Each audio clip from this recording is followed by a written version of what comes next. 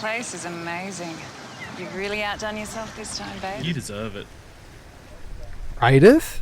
Twig? What are you doing here? What are you doing here? Of all the places, look who it is. It's Twig and his wife. G'day. How did you get here? Drove. They drove. Ray? Tom? What are you doing here? What a coincidence. What are you doing here? You, me, Twig, all in the same place? As I live and breathe. What a coincidence. You would not bet this was gonna happen, would you? With Twig and Tank Tom. Let's go play bar.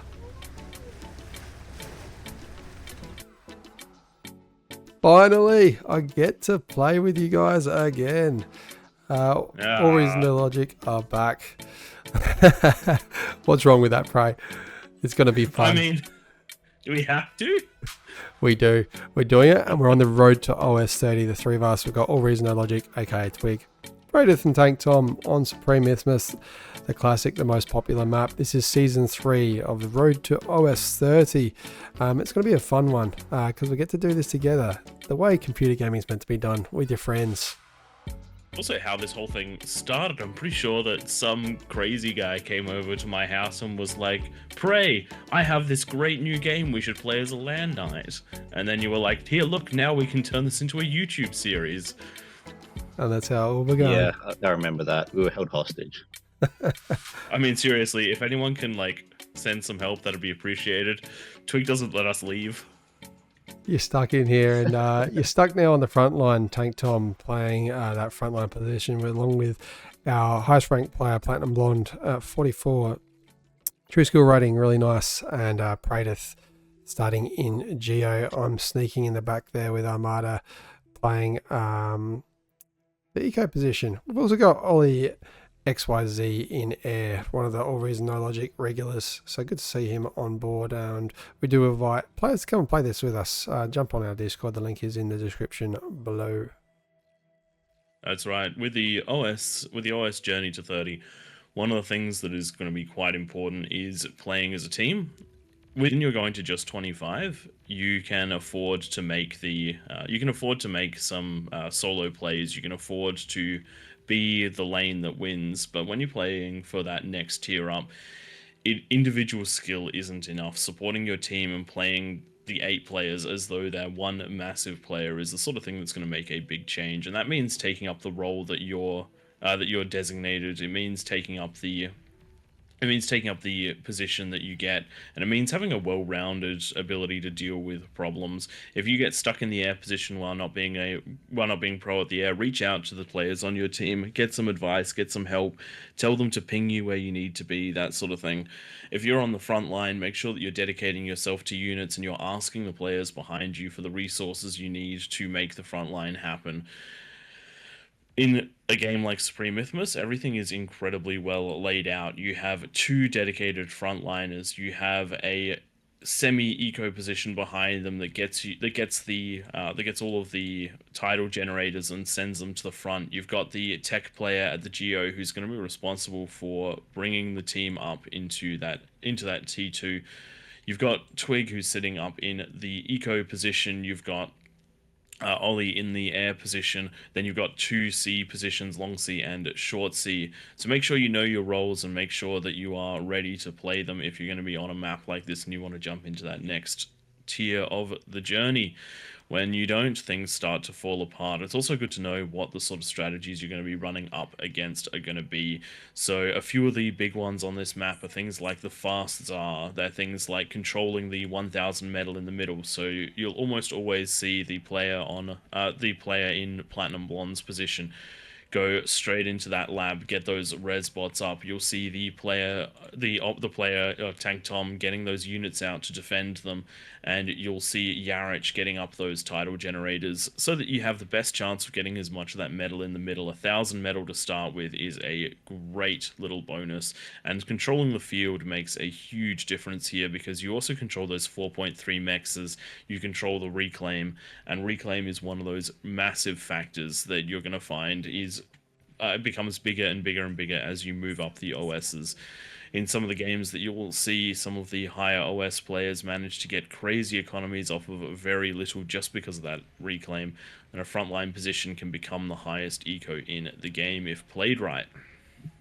I'm doing well on the front line along with Platinum Blonde. I'm just going to quickly pull up a graphic. What we have is Tom. He's gone into grunts to start with. So did his opponent. As soon as Tom saw he was against grunts, he's gone into thugs. So we can class units essentially under 3 different roles. There's either, or most of them anyway, there's raiders, fire support, and combat units. So your raiders, they have high speed but low health. Your combat units, a lot of HP and a lot of DPS, but their range and speed can be a little bit lower. And then the fire support, they're the longer range ones. So this other graphic where we can see here, combat units usually beat raiders and raiders usually beat fire support. Fire support usually beat combat. Tom going into those thugs straight off of realizing what he's up against, and then in return fake pilot his opponent going into the aggravators to outrange those thugs. So it's a bit of rock paper scissors on the front line, and Platinum Blonde doing really well early with those Centurions, managing to push his player off the front line, distracting fake pilot, and that allows to a couple grunts to get through. If Tom can micro those, these usually do quite well at dodging those slow moving missiles coming out of the aggravators, taking out a single mech there. And a mech for 2 pawns, or also for 2 grunts, is not a bad trade.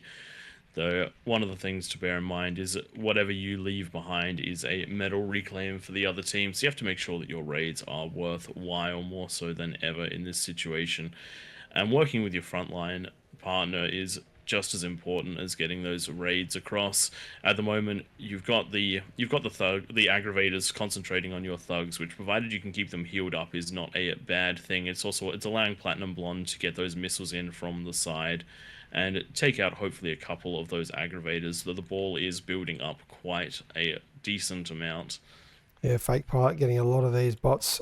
They really can do work and push a line quite easily if they get in large numbers. What is coming for your team? Let's check out your base, Pradith. Into that T2 lab straight away. We can see we've got the Deceiver queued up as well as 5 Sheldons. I like it. Getting the T2 to the front line early was the game strategy, which as things are somewhat stable at the moment, we'll actually run into that. So the plan for this match was to grab the tech spot and the 2 front lines, but Platinum Blonde, being the first player to grab a spot, grabbed one of those front lines, pushing Twig into the eco. That means that we changed up our strategy. We set Tank Tom to support on the front line, and then for myself to jump into that T2 as fast as possible and get the fire support units out. One of the things that we definitely could have improved here, and this is where we talk about playing as a team being very important.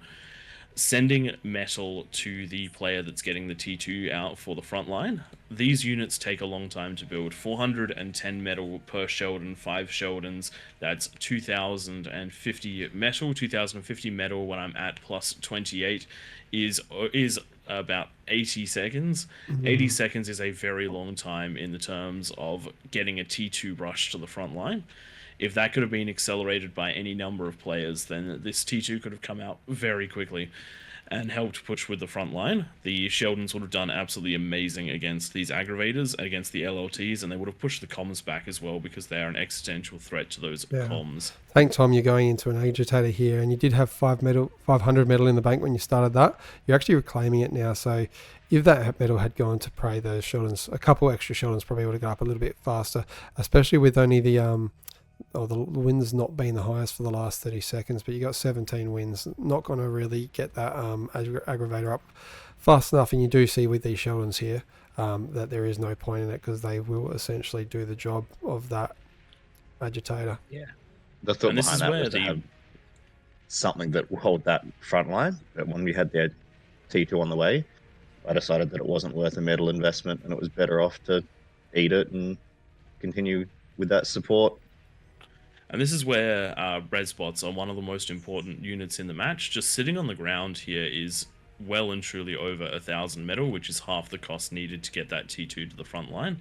1 or 2 res bots in the mix could have pushed those out and saved a lot of the skirmishing time through the fire support. They're currently sitting on a fight command, so they'll just keep moving forward and pinging away. This is where vision becomes a big factor, because the more vision, the more accurate they're going to be when hitting. One of the things I should have done here is transferred the control to Tank Tom, so then I could work on getting my eco up and running. You can see reclaiming the lab, going into the advanced geo, getting the build power down, the rest of the mechs. This is all really standard stuff, but it's all about choosing what plays to make, and I decided that more T2 wasn't necessarily going to push that front line any better than the mix of T1 and T2, because we had the high ground rattlesnake. So that's why we went into the eco push, because that's going to be a really hard thing to push past, and a very smart move by the red player, getting an aircon to move his units up there to build those. A high ground rattlesnake really does shut down a lot of T1, and one of the things you can't use to push into it is Sheldons, because they will get absolutely destroyed. The only thing that I would like bulls. The only thing that I'd really change with what this player Leo's done is building their pop-up right in front of it, and you can see it's forcing this rattlesnake to shoot up and over. It does do more damage, but the shots aren't as fast, not as accurate. So if Tom and Platinum Blonde keep moving their units, should be able to avoid a lot of those shots. So yeah, you just want to make sure that when you do place anything in front, it does not obstruct that view. So with this strong defensive front line, because you can also see that Green Man's gone with an agitator, they've gone with a warden, they've gone with a couple of wardens, they've got build turrets on the front line. This is going to be quite a hard front to crack. So that means, as a team, we had a bit of a discussion about what it was that we needed to break through, and the answer was to go into moderately standard builds, help the rest of the team get to that T2, and then, as you can see right now, Twig has popped down the win condition right now, or the potential win condition, pivoting from a eco focus to a nuke focus, hoping that with that massive investment on the front line, there won't be any sort of anti-nuke. I want to point out a couple of things. Firstly, you can see the bit of a change of position. Praetus has now taken both frontline players. Unfortunately, our highest ranked player has had to leave the game momentarily. So Tank Tom has gone back to Geo. Prey's got quite good APM, so he's decided to take the front line. And yeah, win conditions here. Other thing I was going to point out is Ollie. Ollie used to be at OS, I think, 7, now up to the mid-20s. So exceptional example of someone that's really adapted to learning every aspect of this game, and especially this map. Ollie loves Supreme Isthmus, and his air plays have been on point right now. He has sent the transport, he's sent the constructor before I've even asked for it, and just like sent it over there so that I can build my turrets faster, build my eco faster when I need to, and get T2 out to the players that I need to a little bit faster. So really well done out of Ollie, and stopping any air raids if they come through, which there haven't been any so far, luckily for us. So jumping to the change that happened here, when a player leaves, you have to come up with the best solution you have to deal with this. Tank Tom knows the eco build, has played it in some of our warm-ups to this match, and I also have a lot of experience playing in unfair situations on the front line. Tank Tom does as well, but I have a little bit more with the T2. Tank Tom tends to win his at T1, which is both a good thing and a bad thing. And with the fact that they've gone so heavily into the defenses, my strategy for this is to just keep them back and to try to make sure that we have enough units to deal with anything, because with that nuke coming down, if they go into too many units, if they go into too many defenses, they're not going to have the defenses, and because that's the play we've made, we're putting everything in to make it happen. This is not what you would consider a standard match, but it's exactly what you have to be ready for, or you have to at least be able to adapt to if you're in some of the higher OS games or trying to push that higher OS. And right now, I know that I am pushed back to essentially these red lines, which is exactly where I'm sitting, because it's the fire range for both the Rattlesnake and the Gauntlet on the front. I don't have the right units to push into them. And so I'm just going to try and see what I can get done whilst outranging them, and that's why I've got the grunts and the ticks coming in, trying to make sure that those are firing at other units, so I can at least keep the pressure on, and then back out once the rattlesnake retargets me. And if the rattlesnake doesn't retarget me, then maybe try and sneak units past. So they have to be so they're forced to continue working on the front line. Meanwhile, Tank Tom getting the support out that's needed for the C, because as you can see, the Lilac player on the C has essentially lost completely. They've gone too heavily into defenses in their own base. They don't have enough to deal with the problem that's there. So it's going to be one of the biggest threats that we're facing is that C. So Tank Tom having to take that one on, and again, we're picking strategies that are more about delaying the opponent so that we can get that nuke off than anything else. We want to make sure that the enemy doesn't think that there's one coming by not just sitting passively back. Bit of a run by going on here, and we've got a complete pool of units, which does happen when you're the only person playing on the front line. You say a complete pool of units, but zoom out. You've reacted. Nice you've reacted. You reacted. Just as I said it. It is not a complete pull. I'm pushing down the side as well. You've done nice. And you can see that I've got those fiends coming out to help support this as well, to try and keep as much of this front eco alive as we can. Yeah, good reaction. Unfortunately, these wins being built in groups, which wasn't you, it was the previous player that was in this, which means that they will chain react, unfortunately. Hopefully that second block doesn't go down as well, because it's been a very handy amount of energy that's gone down, and they're just managed to save it. The fiends were the exact right unit to deal with the problem there. And again, the front line is still contained. All right, I'm just going to quickly talk about nuke, because it is currently full and I haven't fired it. So one thing which is a risk here is, have I fired it now? I just saw a couple anti-nukes go down. Geo, if you jump into any random game, and I did this a little bit after playing this game, the Geo position typically only gets their anti-nuke down around the 16-17 minute mark, and you can get a nuke rush out in about 14 minutes. So this nuke play is quite easy to target. Eco player typically would get it down in about 15 minutes and loading in 15 rather than starting at the 15 minute mark, like Marvin's done here. At the 16-minute mark, and here we go, the nuke has come down, and targeting that Geo player. It's a blind fire shot, but it's quite a safe one. You know that there are going to be a number of players that don't build anti-nukes, aka myself. I've completely actually forgotten. So rookie noob moves for me. Have not played a ranked game in a while, and completely forgot about that one. I'm used to the AI.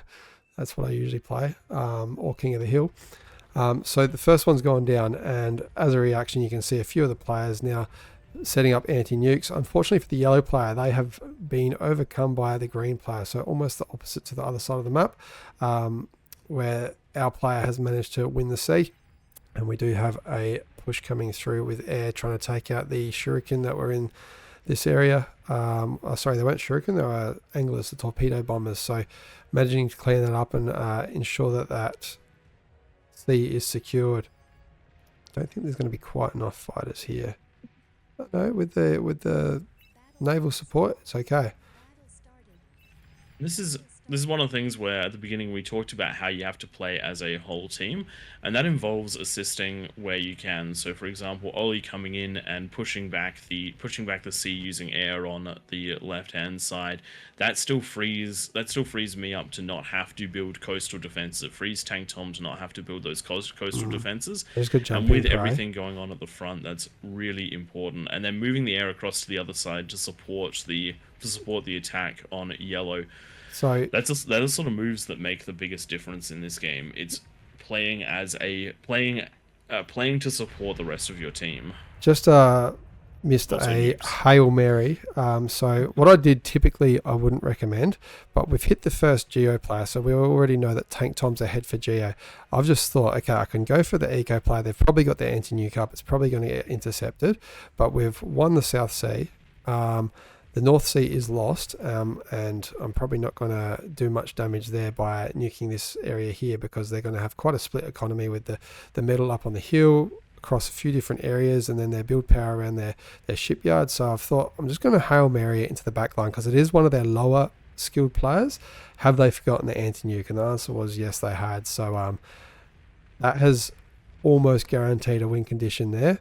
Straight away putting the blue team into quite a bit of a energy advantage. But having said that, metal advantage is pretty even. So the yellow team's done quite well. And I think that's partially because we are getting reclaim happening right now for this Navy. Now, we've had a few issues as well with players. You can see we've lost another player in the sea. I've jumped into the sea as well. The green player's dropped out. Platinum Blonde's back in this game now, taking over the pond. So absolute chaos with our roster. Players dropping out, lagging left, right, and centre.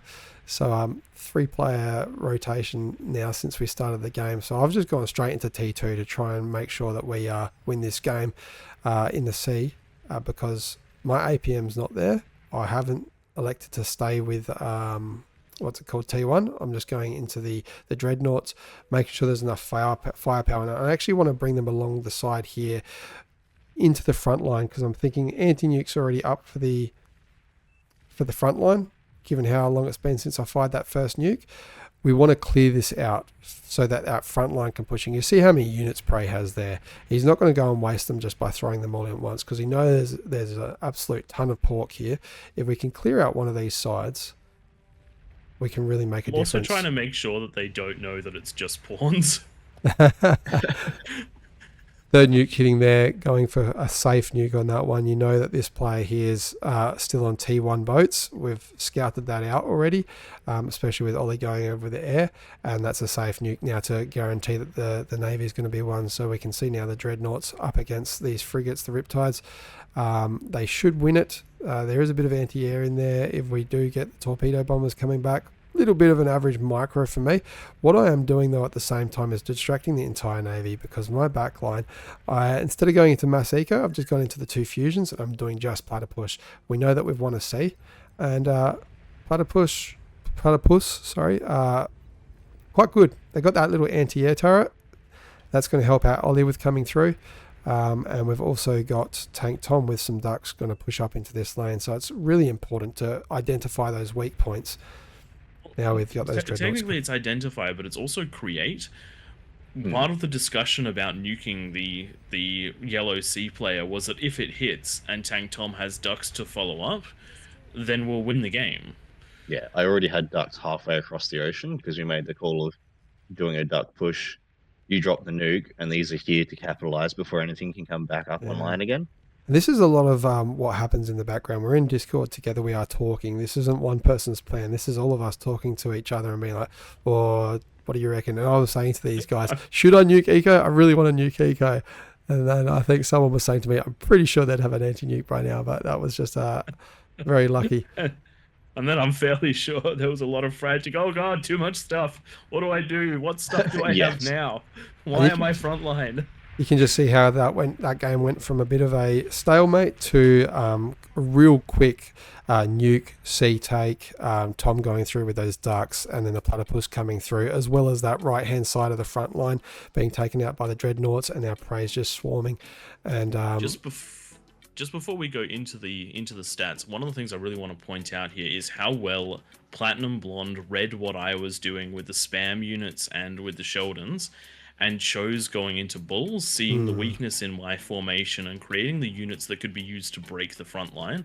And that is exactly what happened. With the mass spam managing to break past because the bulls were taking the shots from the artillery. That's just another factor. Even without communication, you can look at the state of the game and you can work out what you need, and that is why you have Platinum Blonde as a 44 OS. And it's the sort of decision that I hopefully will be able to make without that coordination as this journey keeps going on. Yeah. So there's a way to win it, or you didn't go into the typical Supreme Isthmus of those mid to low OS lobbies. Actually, this one has some quite high players, and didn't worry about huge amounts of eco, just worried about the win conditions and targeted them and got the win for the first episode of this series. Let's look at those stats quickly. And doing the best we could through the utter chaos of having multiple players switching roles mid-game during pauses and all those sorts of things to make the most of what we had and continue with those win conditions. And you can see just through things like the medal produced graph, players like myself and Tom are actually doing decently inside that entire curve, even though we were on the front, even though we did a mix of front and geo. The fact that a ton of that would have come from reclaim and from efficient trading on the front line. Then you've also got Twig matching their eco player, even though he went nuke. That's the sort of thing which you need to be able to reliably do to be pushing these higher OSs. And hopefully over the course of the rest of this series, we'll be giving people a better idea of how to go into it, how to adapt. And hopefully we'll give you guys the tips that you need to do the same thing as we are, whether you're with a group or not. Because even though we are coordinating in the background, we also see the likes of players like Duffy doing it entirely in text chat in the game. So it's definitely possible to do while you're playing. You just need to have an idea of what needs to happen and then work with the team to make it happen. I think some of the games will go more into build orders. Some of the games will go more into micro and into micro and macro. But this one's just a good overview of playing a team as a whole and working together to make this happen. All right, and tune into episode 2. We're going to look again at Supreme Isthmus, where we have two situations. We've got one where you win the front line and you push your advantage versus when you win the front line and you don't push your advantage. So really common thing that we see in Supreme Isthmus in those early and mid games, which can really decide a game. You've got to use your advantages. So tune in next week for that one. Thanks everyone for watching. We hope you enjoyed the first episode of Road to 30. Like, comment, subscribe, all those good things, particularly for this first episode. It does really help us out with trying to get this to as many people as possible. Join us on the Discord, and if you want to play with us, and in particular if you want to play with us and then jump in to the replay afterwards so that we can have a chat about how it went as a whole, hit us up and let us know. Thanks all. We'll see you next time. Catch you next time.